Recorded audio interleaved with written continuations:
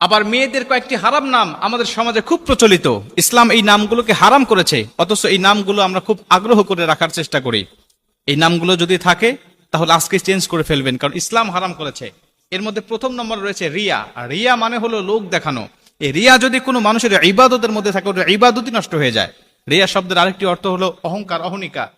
এটা যদি বাস্তব জীবনের উপরে প্রভাব পড়ে, বিশ্বনবী বলেছেন মানুষের নামের অর্থ, নামের প্রভাব তার বাস্তব জীবনের উপরে প্রভাব পড়ে, যার কারণে এটা দুনিয়া আখেরাত ভালো নাম হলে উজ্জ্বল করে দেয়, যদি এটা খারাপ নামের অর্থ বহন করে তাহলে দুনিয়া আখেরাত নষ্ট করে দেয়। এই জন্য অর্থবোধক নাম আমাদের রাখতে হবে। রিয়া নাম এটা রাখা যাবে না। দ্বিতীয় নম্বর হলো আসিফা। আসিফা নামের অর্থ হলো সে আফসোসকারী নারী। আফসোসকারী নারী বা হতাশাময় নারী। আফসোসকারী এই অর্থ যদি তার বাস্তব জীবনের উপর প্রভাব পড়ে, সারা জীবন তার আফসোস করতে যাবে, হতাশাময় জীবন তার কাটবে। এজন্য আসিফা নামটা এটা রাখা যাবে না। 3 নম্বর যে নামটি রয়েছে সেটা হলো মাংতাসা। এটা বর্তমান সময়ে খুব জনপ্রিয় একটি নাম, মানুষেরা খুব আগ্রহ করে রাখে। আগ্রহ করে রাখার পিছনে একটি কারণ আছে, সেটা হলো এর আবিধানিক যে আরবি অর্থটা আছে এটা আমরা অনেকেই জানি না। গুগলে সার্চ দিয়ে আমরা অর্থ খুঁজি, অর্থ দিয়ে মাংতাসার অর্থ খুঁজতে গেলে গুগল বলবে এর অর্থ হলো যে সে হলো গুরুত্বপূর্ণ বা মূল্যবান, এর অর্থ আসবে গুগলে। কিন্তু প্রকৃত আরবি অক্ষর আল্লাহ পাক সূরা আল ইমরানের মধ্যে বলে দিয়েছে অত ইজ্জু মাংতাসা অত জিল্লু মাংতাসা বিয়াদিকাল খাইর। এর আবিধানিক আরবি অর্থ হলো, এর অর্থ হলো যে তুমি যা ইচ্ছা তাই করো, তুমি যা ইচ্ছা তাই করো। আল্লাহ পাক বলেন আমি যাকে ইচ্ছা সম্মান দান করি, যাকে ইচ্ছা আমি আল্লাহ পাক বেইজ্জতি দান করি।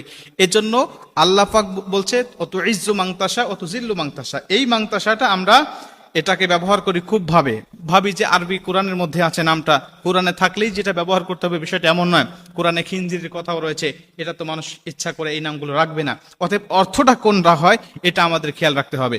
4 নম্বরে যেই নামটি রাখতে আমাদের সমাজে দেখা যায় খুব, সেটা হলো মাসুমা। মাসুমা হলো চির নিষ্পাপ বা যার কোনো গুনাহ নেই, চির নিষ্পাপ। এটা কোনো মানুষ হতে পারে না নবীরা ছাড়া, একমাত্র চির নিষ্পাপ যার কোনো গুনাহ নাই একমাত্র নবীরা। মানুষের কম বেশি গুনাহ থাকবে। অতএব এই নামের অর্থের দিক বিবেচনা করে উলামা একরামগণ মুফাসসির মুহাদ্দিসগণ বলেন যে এই নামটিও রাখা যাবে না। 5 নম্বরে যে নামটি সেটা হলো মারিদা বা মারিদা। এই মারিদা শব্দের অর্থ হলো অসুস্থ, অসুস্থ, রোগা। সে সবসময় অসুস্থ হয়েই থাকে, এরকম একটি অর্থ বহন করে। অতএব এর অর্থের প্রভাবটাও যদি মানুষের জীবনের উপরে পড়ে তাহলে সে সবসময় অসুস্থ হওয়ার সম্ভাবনাই বেশি থাকবে। নবীজি বলছে নামের অর্থ এর প্রভাব মানুষের উপরে পড়ে। 6 নম্বরে আরেকটি নাম সেটা হলো সাহেরা। সাহেরা এই নামটিও অনেকের দেখা যায়।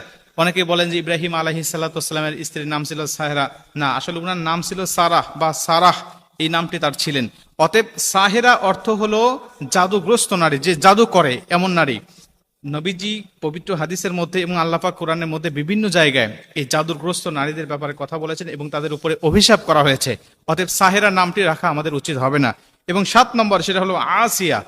আসিয়া আর আসিয়া দুইটা নামের মধ্যে পার্থক্য আছে, একটা হলো হামজা দিয়ে একটা আইন দিয়ে। আসিয়া শব্দের অর্থ হলো শান্তি স্থাপনাকারী নারী, সেটা হলো ফিরাউনের স্ত্রীর নাম আমরা জানি, একজন মহিষী নারী ছিলেন, এই নামটি রাখা যাবে, কোনো সমস্যা নেই। কিন্তু আসিয়া আইন দিয়ে যদি কেউ রাখতে চায় এর অর্থটা নাফরমান, নাফরমান বা অস্বীকারী। অতএব এই আসিয়া এই নামটি রাখা যাবে না। আসিয়া হামজা দিয়ে আপনি বললে কোনো সমস্যা হবে না, কিন্তু আইন দিয়ে বলা যাবে না। এই নামগুলো যদি কারোর মধ্যে থাকে এগুলো চেঞ্জ করে নিতে হবে।